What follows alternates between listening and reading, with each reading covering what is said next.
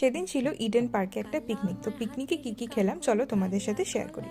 প্রথমেই ছিল চা, গরম গরম কড়াইশুটির কচুরি আর ছোলার ডাল দিয়ে ব্রেকফাস্টটা জমে গেছিলো। মিষ্টিও ছিল, যেটা আমি খাইনি।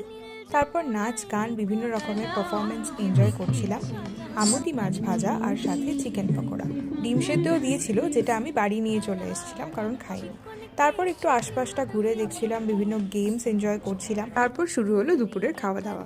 প্রথম পাতেই ছিল মাছের মাথা দিয়ে ডাল আর সাথে ঝুরি আলু ভাজা, যেটা দিয়ে আমি অর্ধেক ভাত খেয়ে ফেলেছি বলতে পারো। এরপর চলে এলো একটা আলু ফুলকপি দিয়ে তরকারি, সেটাও কিন্তু বেশ ভালো ছিল। এরপর চলে এলো কাতলা মাছের কালিয়া, যেটা কিন্তু খুব একটা রিচ বানায়নি।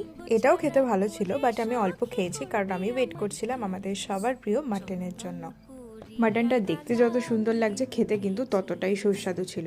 আর এতটাই গরম ছিল যে আমি ঠিক করে চিড়তেই পারছিলাম না। শেষ পাতে নিয়ে নিয়েছিলাম চাটনি আর পাঁপড়। লাস্টে রসগোল্লাটার পেটে ঢোকাতেই পারিনি।